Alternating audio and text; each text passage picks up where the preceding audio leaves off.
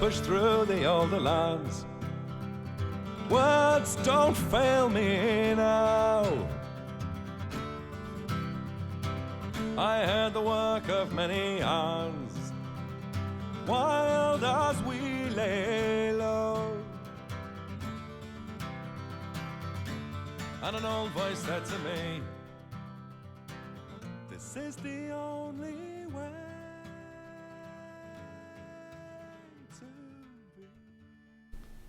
As a late developer, a person who began to sense his insight had grown very roughly to match his years around the age of 48, I've never been keen on deadlines.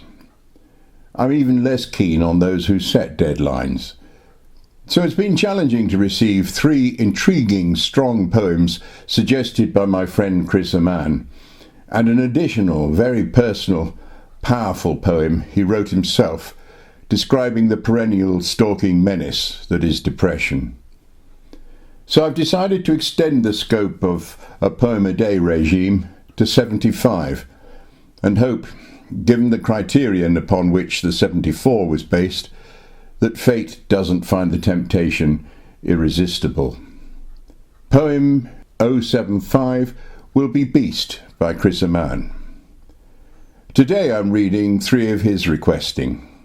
The first is by W.S. Merwin, The Anniversary of My Death. Merwin was another American Buddhist who incidentally was for a while tutor to Robert Graves' son on Mallorca. He died last year, aged 91. The second poem is an intriguing and chilling take on the Richter scale, written by Don Patterson, a contemporary Scottish poet. The degrees of intensity of earth movements are sprinkled with sharp, shocking indices of social collapse. For those who, like me, are unfamiliar with corpuscent, it's the phenomenon known as St. Elmo's fire.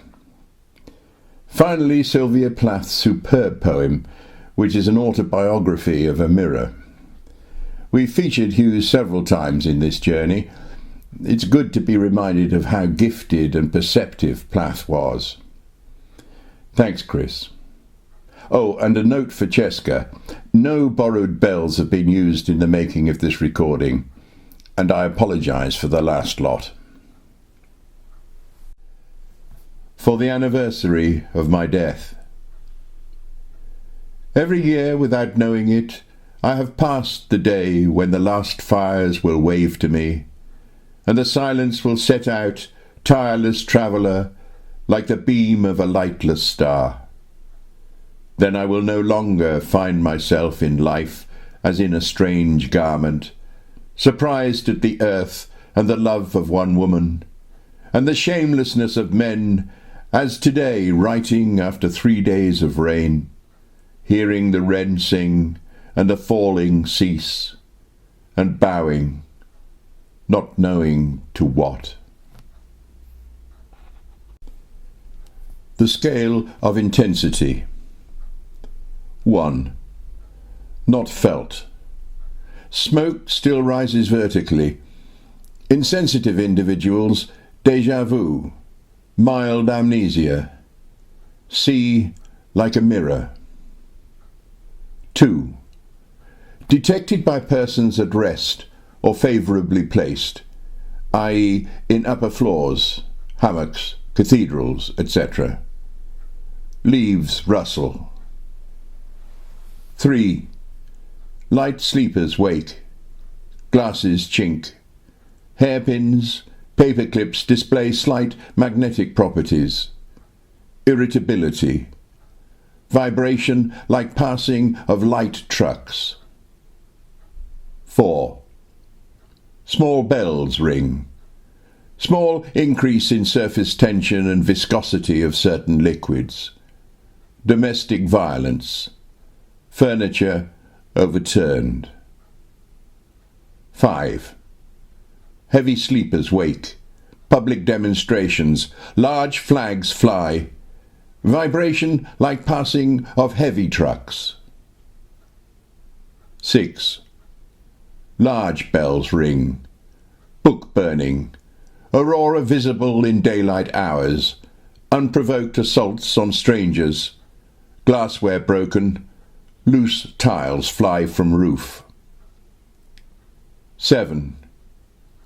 Weak chimneys broken off at roofline, waves on small ponds, water turbid with mud, unprovoked assaults on neighbours, large static charges build up on windows, mirrors, television screens. 8.